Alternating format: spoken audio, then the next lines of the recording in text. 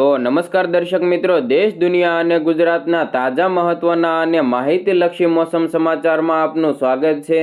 દર્શક મિત્રો, આજના વિડીયોમાં ખાસ કરીને ગઈકાલે અને આજના દિવસ માટે ગુજરાતના કયા કયા વિસ્તારોમાં મેઘરાજાની એન્ટ્રી થઈ હતી, ભર ઉનાળે માવઠાને કારણે ગુજરાતના કયા કયા વિસ્તારોમાં વ્યાપક નુકસાન પહોંચ્યું છે, ગુજરાતના કયા કયા વિસ્તારોના ખેડૂતો આ માવઠાને કારણે પાયમાલ થઈ ગયા છે, તો વળી ગુજરાતના કયા વિસ્તારના ખેડૂતોને બાગાયતી પાકોમાં પણ મોટા પાયે નુકસાન પહોંચ્યું છે તેના વિશેની સંપૂર્ણ માહિતી પણ મેળવવાની છે।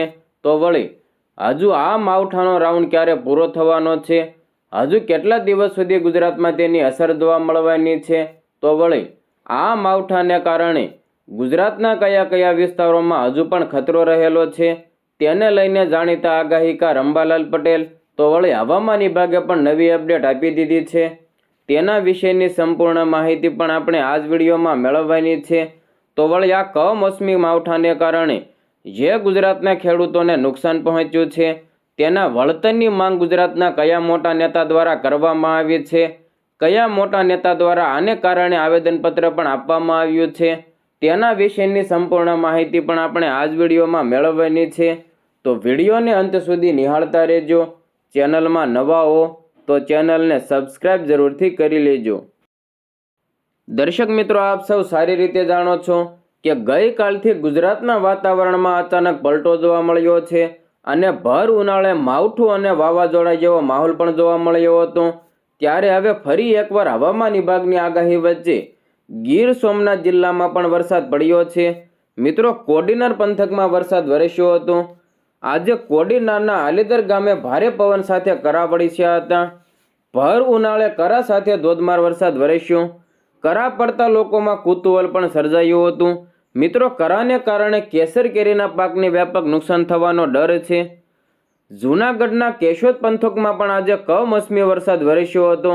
બપોર બાદ અચાનક વાતાવરણમાં પલટો આવ્યો અને હળવા ઝાપટા સાથે સામાન્ય પવન સાથે વરસાદ પડી ગયો હતો। ખેતરોમાં તૈયાર પાકને નુકસાનની ભીતિ સેવાઈ રહી છે। કેશોદના ગ્રામ્ય પંથકમાં ભારે પવન સાથે વરસાદ વરસ્યો હતો। ત્યારે હવામાન વિભાગે આજે પણ જૂનાગઢ અને ગીર સોમનાથ જિલ્લામાં વરસાદની આગાહી કરી હતી। મિત્રો, માળિયા પંથકમાં પણ કમોસમી વરસાદ વરસ્યો। અકાળા, કાલિંબડા, વીરડીમાં માવઠું વરસ્યું હતું। અડધોથી લઈને પોણો ઇંચ જેટલો વરસાદ પડી ગયો હતો। ખેતરોમાં તૈયાર પાકને નુકસાનની ભીતિ સેવાઈ રહી છે તો પશુઓના ઘાસચારા ઉપર પણ અસર થઈ રહી છે। મિત્રો, ગુજરાતમાં છેલ્લા 3 દિવસથી વાવાઝોડા અને કમોસમી વરસાદને કારણે ખેડૂતોના પાકને મોટા પ્રમાણમાં નુકસાન થયું છે। ખાસ કરીને અમરેલી સહિતના વિસ્તારોમાં કેસર કેરી, બાગાયતી પાક અને તૈયાર પાકને ભારે નુકસાન પહોંચ્યું છે। પવન અને વરસાદથી આંબાના મોર ખરી પડ્યા છે। અમરેલી જિલ્લામાં ભારે પવનને કારણે અનેક વૃક્ષો ધરાશાયી પણ થયા છે।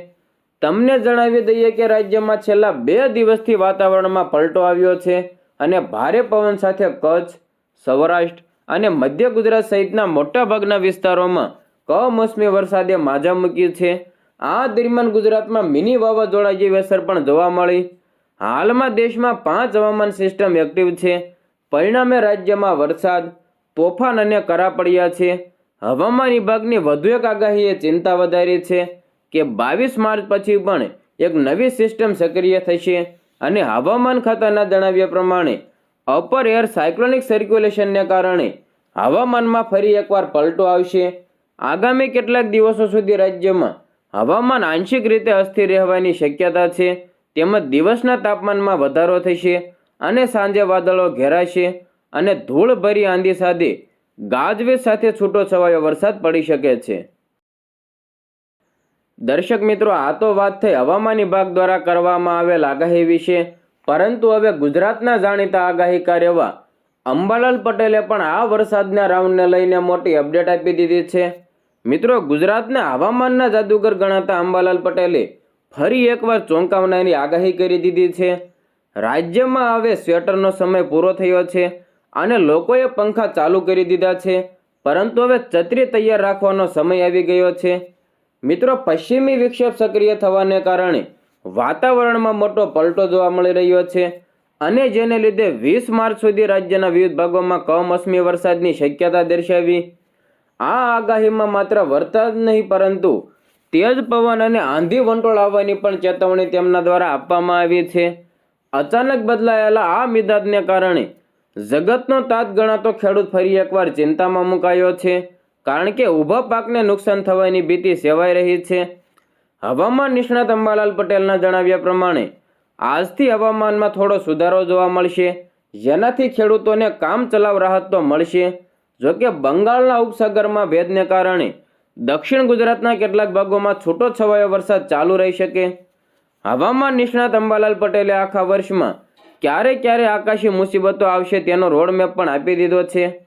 અંબાલાલની આગાહી પ્રમાણે વેસ્ટર્ન ડિસ્ટર્બન્સની વાત કરીએ તો ગુજરાતમાં આગામી 22 તારીખે અને ત્યારબાદ 25થી લઈને 28 તારીખ દરમિયાન પણ ફરી નવા પશ્ચિમી વિક્ષેપ આવશે.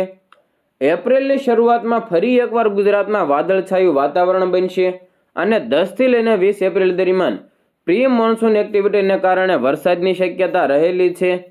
અંબાલાલ પટેલે વધુમાં ઉમેર્યું કે ભારે પવન અને વરસાદની વાત કરીએ તો 14 એપ્રિલથી પવનની ગતિમાં વધારો થશે, જ્યારે 24 એપ્રિલથી લઈને 4 મે વચ્ચે રાજ્યના કેટલાક ભાગોમાં વરસાદ પડી શકે.